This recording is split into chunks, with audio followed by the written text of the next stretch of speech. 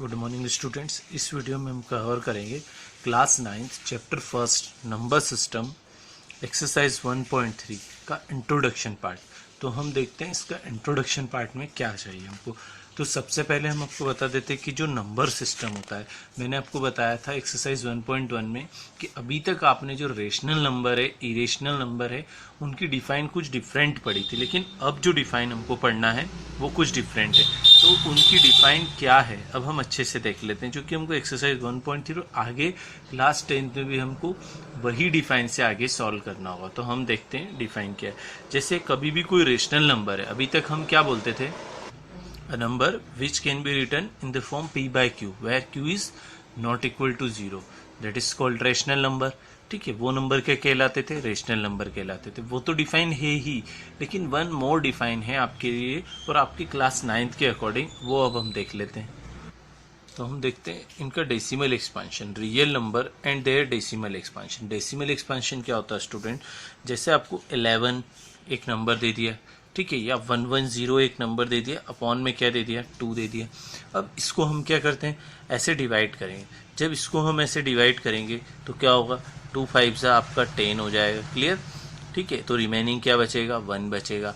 अब इसके बाद क्या होगा? यहाँ से एक 0 आएगा, फिर डिवाइड करेंगे तो क्या हो जाएगा? 2 5 10 आ जाएगा, तो यहाँ पर 10 आ जाएगा। तो यहाँ पर आपका जो रिमाइंडर है वो क्या बचा है? 0। तो आपका जो डेसिमल एक्सपांशन हुआ है इसका क्या हुआ है?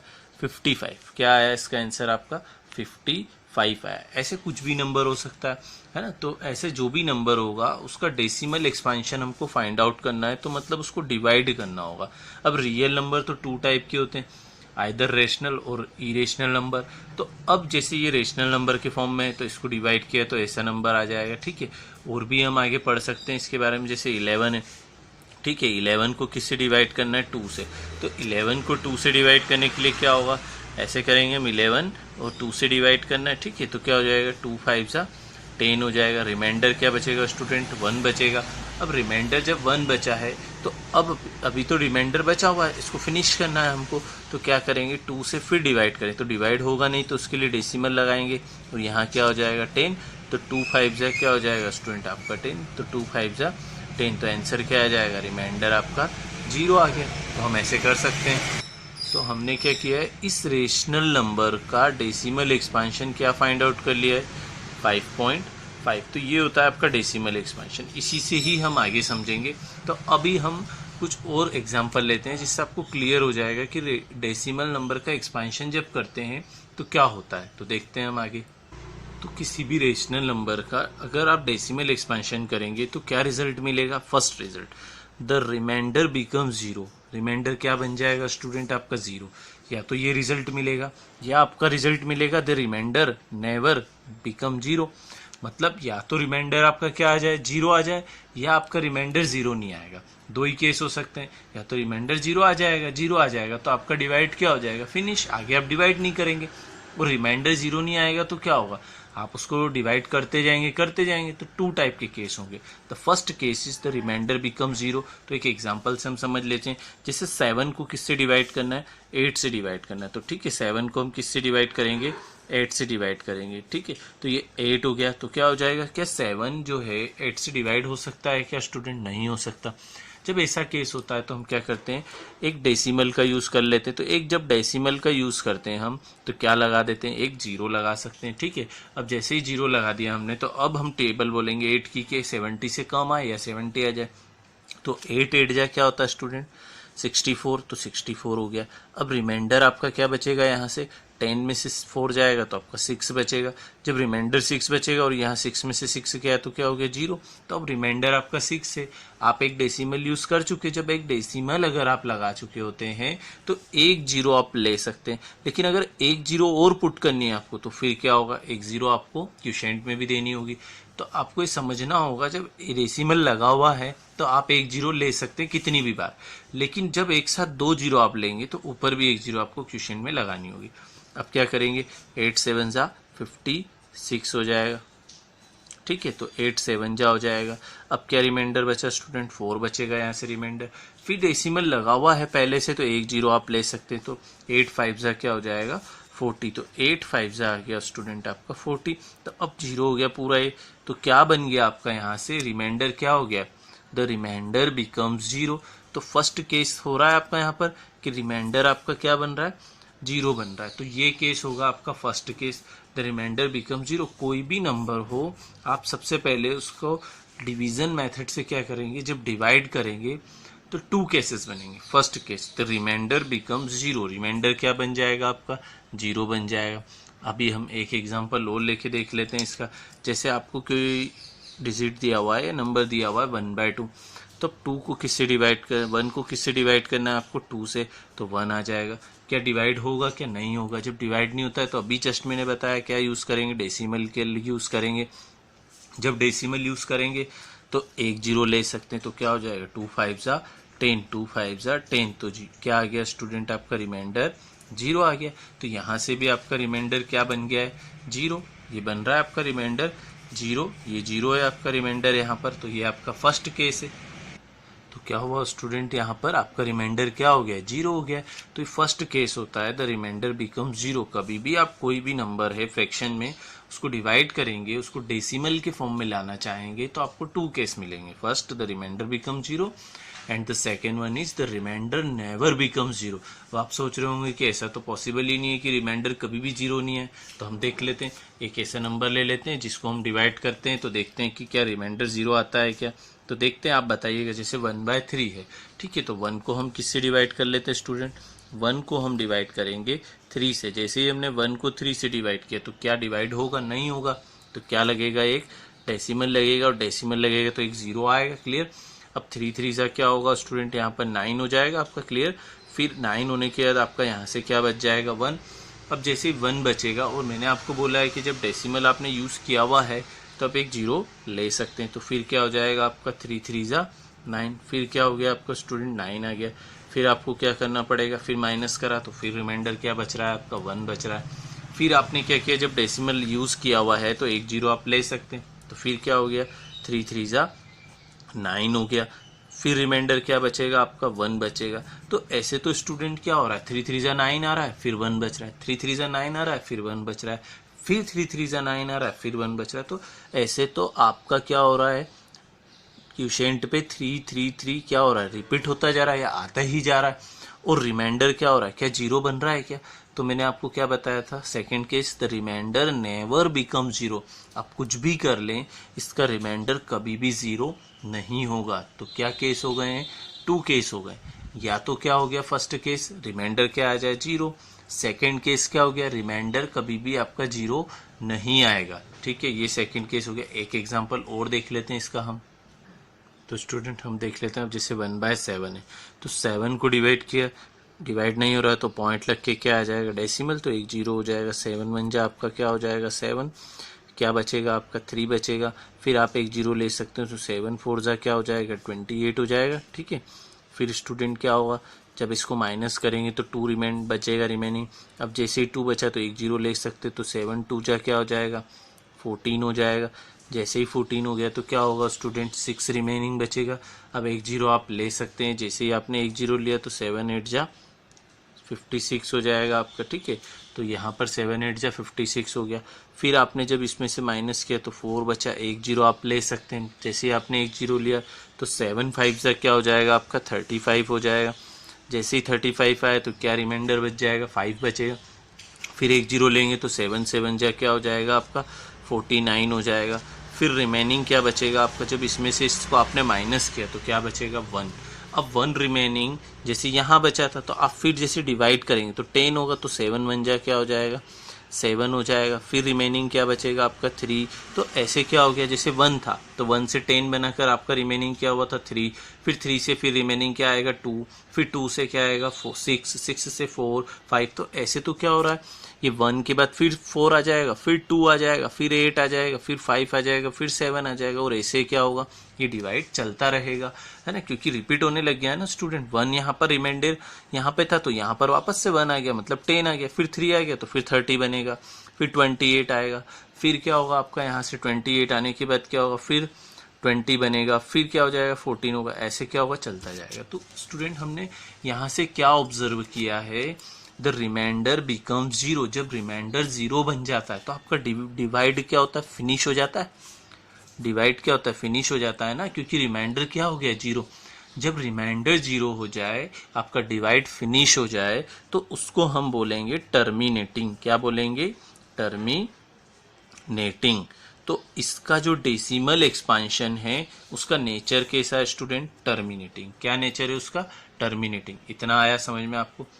अब देखते हैं अब जो डिवाइड नहीं है, जैसे डिवाइड कर रहे हैं लेकिन डिवाइड फिनिश ही नहीं हो रहा है, डिवाइड फिनिश नहीं हो रहा है, जैसे 0.33333 ऐसे आता ही जा रहा है, तो ये वाला केस होगा आपका नॉन टर्मिनेटिंग। जब वो वाला केस, जब डिवाइड फिनिश हो गया आपका, तो वो वाला केस टर्मिनेटिंग था, तो ये वाला केस क्या होगा आपका, नॉन टर्मिनेटिंग। तो नॉन टर्मिनेटिंग तो है स्टूडेंट, ये वाला केस समझ में आ रहा होगा आपको, क्योंकि रिमाइंडर जीरो हो ही नहीं रहा है ना। जब रिमाइंडर जीरो नहीं होगा तो क्या डिवाइड फिनिश होगा, नहीं होगा। जब डिवाइड फिनिश नहीं होगा तो क्या बोलेंगे, नॉन टर्मिनेटिंग।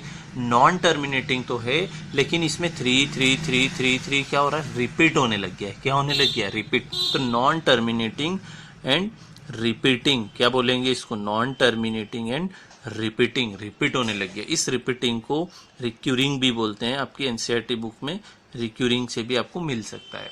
तो क्या नेचर हुआ इसका डेसिमल एक्सपांशन जब मैंने किया तो नेचर क्या बना इसका, non terminating but repeating. Non terminating मतलब डिवाइड फिनिश नहीं हो रहा है, रिमाइंडर कभी भी जीरो नहीं हो रहा है, लेकिन क्या होने लग गया, रिपीट होने लग गया। और जब ऐसा रिपीट होने लग जाता है तो हम क्या करते हैं, इतने टाइम्स 3 को न लिखते हुए, अब आप सोचो जब इतनी बार इस 3 कब तक लिखेंगे, क्या लिखते रहेंगे, तो आपका क्या हो जाएगा, टाइम वेस्ट। तो डायरेक्ट हम क्या करेंगे, जो डिजिट रिपीट हो रही है, क्या रिपीट हो रहा है, 3, तो इस 3 के ऊपर एक डिजिट लिखकर क्या लगा देंगे, बार। बार लगाने से क्या होगा, इसका मतलब यहाँ पर ये अंडरस्टूड है कि ये 3 जो है रिपीट हो रहा है। ऐसे ही आपको अगर मिलेगा 0.6 बार, तो इसका मतलब क्या रिपीट हो रहा है, 6 रिपीट हो रहा है। 0.65 पर बार होता तो इसका मतलब क्या हो रहा है, आपका जो ये वाला नंबर है वो ऐसा है 0.65 65 65 65, तो इसको इतनी बार नहीं लिखते हुए क्या लिख देंगे, 0.6 बार। तो आई होप स्टूडेंट आपको ये दो चीज़ें समझ में आई होगी। तो स्टूडेंट मैंने आपको बोला था एक नई डिफाइन हमें बनानी पड़ेगी, तो वो डिफाइन क्या होगी, ऐसा नंबर जिसका डेसिमल एक्सपांशन क्या हो, टर्मिनेटिंग हो या नॉन टर्मिनेटिंग लेकिन क्या हो, रिपीटिंग हो, वो नंबर क्या कहलाते हैं, आपके रेशनल नंबर कहलाते हैं। तो डिफाइन क्या हो गई, a number which decimal expansion have terminating, ये the nature of decimal expansion is terminating and non terminating but repeating, that is called rational number. इतना आया स्टूडेंट आपको समझ में। तो अब रेशनल नंबर की डिफाइन बनी है तो इरेशनल नंबर की भी तो डिफाइन होनी चाहिए। तो अब हम देख लेते हैं इरेशनल नंबर की डिफाइन क्या होगी। तो इरेशनल नंबर की डिफाइन देखने से पहले कुछ बेसिक उसका एग्जांपल बता देता हूं मैं आपको कि कैसे इरेशनल नंबर की डिफाइन बनेगी।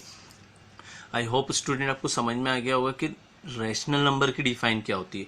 मतलब जब आप डिवाइड करोगे और डिवाइड फिनिश हो गया, दैट मीन्स टर्मिनेटिंग, और डिवाइड करोगे, डिवाइड फिनिश नहीं हुआ लेकिन क्या होने लग गया है, रिपीट होने लग गया है डिवाइड जो आपने किया है, तो क्या हो जाएगा, terminating and non terminating but repeating, that is called rational number. तो अब दो ही केस थे, या तो रिमाइंडर बिकम जीरो, तो रिमाइंडर अगर जीरो बन रहा है तो टर्मिनेटिंग केस है। लेकिन एक ऐसा केस भी तो हो सकता है जब वो टर्मिनेटिंग नहीं हो न रिपीट हो, ये भी तो केस हो सकता है स्टूडेंट। तो ये कौन सा केस होगा, नॉन टर्मिनेटिंग नॉन रिपीटिंग। कौन सा केस होगा, नॉन टर्मिनेटिंग, न तो वो क्या हो रहा है, फिनिश हो रहा है, न क्या होगा वो, non repeating, non terminating and non repeating. तो ये वाला केस आपका क्या हो जाएगा, इरेशनल नंबर। मतलब ऐसा नंबर जो क्या होगा, न तो टर्मिनेट होगा मतलब फिनिश नहीं होगा। जैसे एग्जांपल के लिए 0.10 100 100 आ गया है, 1 4 टाइम्स 0 आ गया, 1 5 टाइम्स 0 आ गया। ऐसे डिवाइड आपका क्या होता जा रहा है, चलता जा रहा है। क्या रिपीट हो रहा है, क्या नहीं हो रहा है ना। यहाँ पर 1 0 है, लेकिन यहाँ पर 1 0 आ रहा है, लेकिन एक 0 और आ गया तो 100 हो गया, ये 1000 हो गया, ये 10,000 हो गया। तो ऐसे क्या हो रहा है, ऐसा नंबर जिसका डेसिमल एक्सपांशन क्या हो रहा है, नॉन टर्मिनेटिंग। क्या ये टर्मिनेट हो रहा है, नहीं हो रहा है। और नॉन रिपीटिंग, न रिपीट हो रहा है, वो नंबर क्या कहलाएगा आपका, इरेशनल नंबर। मतलब ऐसे नंबर जिनका decimal expansion terminate non terminate repeat हो जाए वो रेशनल नंबर, और ऐसे नंबर जिनका decimal expansion non terminating and non repeating, न तो डिवाइड फिनिश होगा न क्या होगा रिपीट होगा, तो वो नंबर क्या कहलाएगा आपका, इरेशनल नंबर कहलाएगा। तो स्टूडेंट ऐसे नंबर बहुत सारे हैं, जैसे रूट टू का अगर डेसिमल एक्सपेंशन करते हैं तो क्या होगा यहाँ पर स्टूडेंट, 1.41421356 ऐसे क्या होता जा रहा, डिजिट आती जा रही है, आप डिवाइड करते जाओ डिवाइड होता जाएगा। क्या डिवाइड फिनिश होगा, क्या नहीं हो रहा है, मतलब डिवाइड भी फिनिश नहीं हो रहा है न रिपीट हो रहा है। तो न तो फिनिश हो रहा है दैट मीन्स नॉन टर्मिनेटिंग, न रिपीट हो रहा है that means non repeating. Non terminating and non repeating nature क्या होता है, इरेशनल नंबर। तो ये वाला नंबर क्या हो गया, √2 आपका इरेशनल नंबर हो गया। ऐसे ही क्या होता है, पाई जो होता है, पाई की वैल्यू होती है 3.14। अभी तक तो आपने यही पढ़ी होगी, क्यों, क्योंकि पाई तो एक इरेशनल नंबर है, उसकी कोई डिफाइनाइट या फिक्स वैल्यू नहीं होती है, ठीक है, उसकी हमेशा अप्रॉक्स वैल्यू ली जाती है। तो अभी आपको और अच्छे से समझ में आ जाएगा। देखो पाई का जब डेसिमल एक्सपेंशन किया जाता है तो 3.141592653589 ऐसे डिजिट क्या होती जाती है, रिपीट होती जाती है। और रिपीट नहीं, डेट मीन्स चलती जाएगा, डिवाइड आपका चलते ही जाएगा, और डिवाइड कभी भी आपका फिनिश नहीं होगा, और डिवाइड फिनिश नहीं होगा न रिपीट होगा। तो पाई भी क्या हो गया है, एक इरेशनल नंबर हो गया। तो अब यहाँ पर एक पॉइंट है वो मैं आपको हाईलाइट करके बता देता हूँ कि ये लिखा हुआ है clear, note that we often take 22/7। आपने क्लास 6, 7, 8 में पढ़ा होगा, पाई की वैल्यू आप क्या लेते हैं, 22/7 लेते हैं एज एन अप्रोक्सीमेट फॉर पाई। पाई की ये जो वैल्यू होती है 22/7 क्लियर लिखा है स्टूडेंट यहाँ पर, ये कौन सी वैल्यू होती है, अप्रोक्सीमेट वैल्यू होती है। पाई एक इरेशनल नंबर है, आप उसको कभी भी, और इरेशनल नंबर क्या होते हैं, जिनको p/q के फॉर्म में नहीं लिख सकते, लेकिन इसको तो आपने 22/7 लिख रखा है, तो ये तो p/q के फॉर्म में हो रहा है। तो ये इसकी एक्चुअल वैल्यू नहीं है स्टूडेंट, ये इसकी कौन सी वैल्यू है, अप्रोक्सीमेट वैल्यू है। आपने कैलकुलेशन किया और इसकी कुछ एक ऐसी वैल्यू निकाल ली है जिससे हमको क्या होगा, किसी भी क्वेश्चन को सॉल्व करना इजी हो जाएगा। अगर सोचो इतना बड़ा डिजिट अगर आप लेके जाओगे तो कैसे मल्टीप्लाई करोगे, कब तक करते रहोगे, पूरे 3 आवर फिनिश हो जाएंगे, आपका एग्जाम ओवर हो जाएगा, तब तक भी आप डिवाइड करते रहोगे या मल्टीप्लाई करते रहोगे। तो इसलिए हम क्या करते हैं, इसकी अप्रॉक्स वैल्यू ले लेते हैं, या फिर 3.14 डेसिमल के फॉर्म में ले लेते हैं, या 22/7 इसकी फ्रैक्शन के फॉर्म में ले लेते हैं।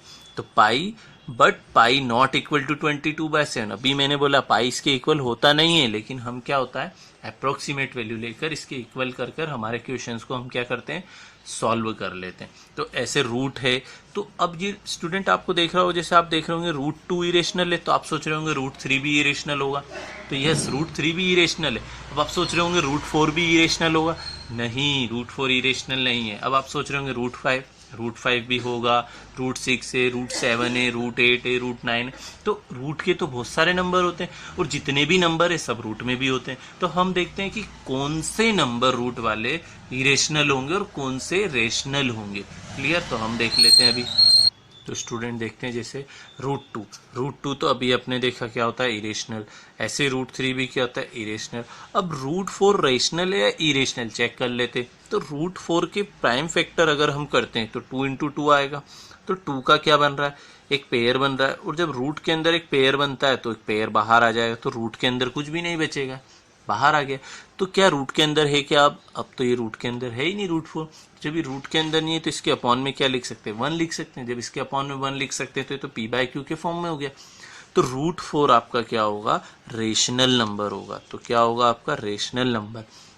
तो इससे हम क्या ऑब्जर्व कर रहे हैं स्टूडेंट, ऐसे नंबर जिनका फैक्टर करें हम प्राइम फैक्टर, और जो रूट से बाहर नहीं आए, रूट से बाहर नहीं आए। जैसे √2 के फैक्टर कर भी लोगे तो भी 2 ही आएगा, तो वो रूट से बाहर आ सकता है कि नहीं आ सकता। 3 के फैक्टर कर भी लोगे तो वो रूट से बाहर नहीं आ सकता। तो ऐसे नंबर जिनका फैक्टर नहीं होगा या जो रूट से बाहर नहीं आ सकते, वो सब क्या होंगे, इरेशनल नंबर होंगे रूट के। और वो सब नंबर जो रूट से बाहर आ सकते हैं वो सब रेशनल में चले जाएंगे। तो √5 क्या होगा आपका, इरेशनल। 6 इरेशनल है, 7 आपका इरेशनल है, 8 आपका इरेशनल होगा, लेकिन 9 9 जो है क्या होगा, 9 तो रूट से बाहर आ सकता है ना, 3 होती 9 की वैल्यू, तो क्या हो जाएगा, ये रैशनल है।